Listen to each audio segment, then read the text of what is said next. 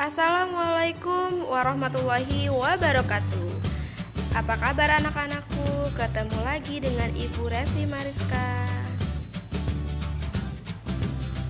Minggu lalu kita telah membahas mengenai struktur dan fungsi tumbuhan. Hari ini kita akan bahas mengenai sistem pencernaan pada manusia.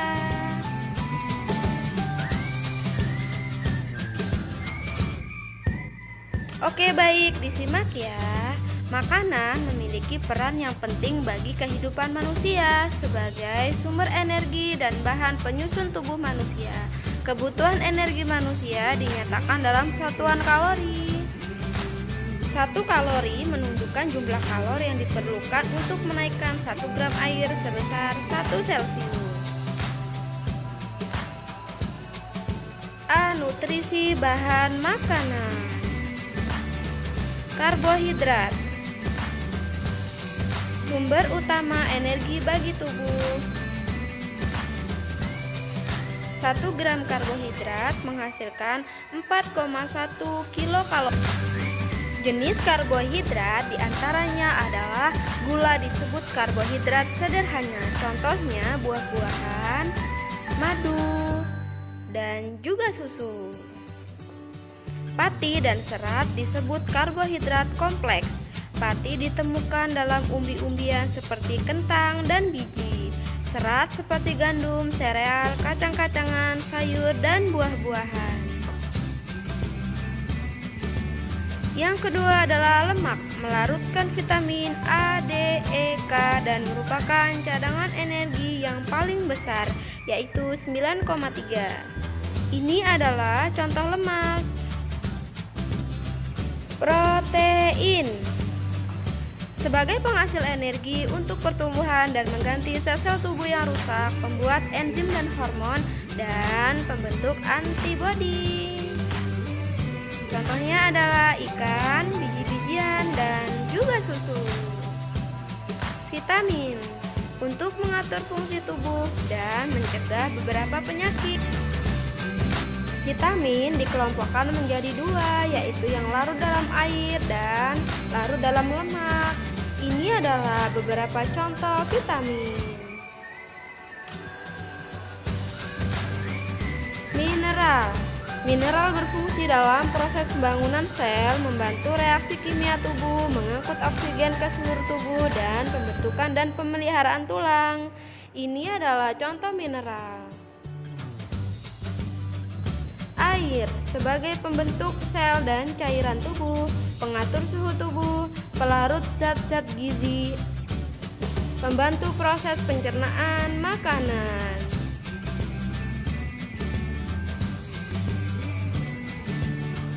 B. Struktur dan fungsi sistem pencernaan makanan pada manusia. Makanan diproses dalam tubuh melalui 4 tahap. 1. Ingesti, 2. Digesti, 3. Absorpsi, 4. Defekasi. Pencernaan makanan terbagi atas 2, pencernaan mekanis dan pencernaan kimiawi. Pencernaan secara mekanis dan kimiawi. Pencernaan mekanis terjadi ketika makanan dikunyah, dicampur, dan diremas. Contohnya bulir kecil roti ini yang telah dihaluskan oleh gigi. Pencernaan kimiawi pada proses pencernaan biasanya dilakukan dan dibantu oleh enzim-enzim pencernaan. Contohnya adalah molekul glukosa. Organ penyusun sistem pencernaan.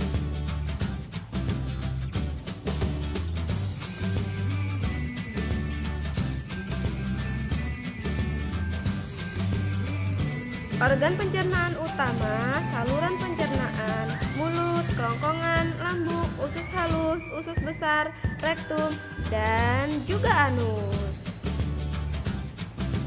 Organ aksesori atau tambahan berupa lidah, gigi, kelenjar air ludah, hati, kantung empedu, dan juga pankreas. Kelenjar pencernaan adalah organ aksesori yang mengeluarkan enzim untuk membantu mencerna makanan. Yang pertama adalah mulut.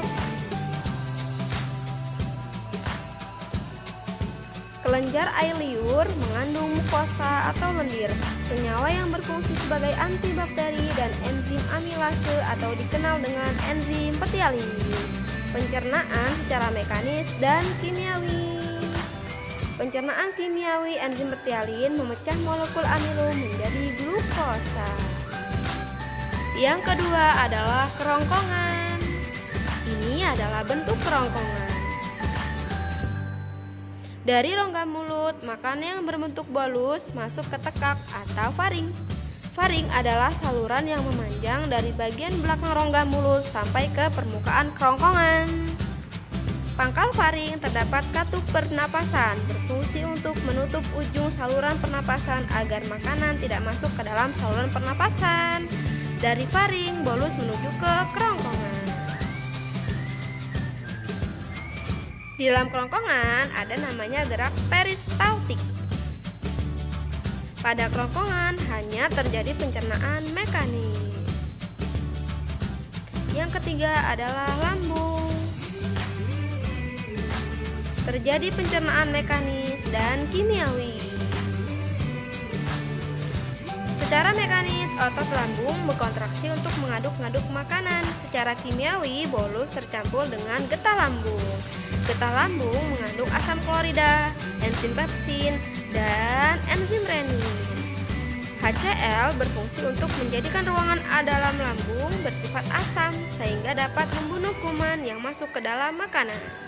Enzim pepsin akan memecah protein menjadi peptid. Enzim renin akan mengendapkan protein kasein yang terdapat dalam susu. Di dalam lambung selama 2-4 jam, bolus atau bubur makanan akan masuk ke dalam usus 12 jari melalui stapler. Yang selanjutnya adalah usus halus. Ini adalah penampakan usus halus.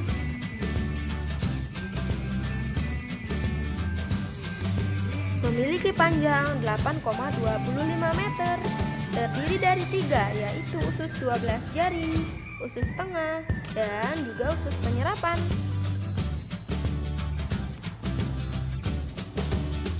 Dalam usus halus terjadi pencernaan secara kimiawi.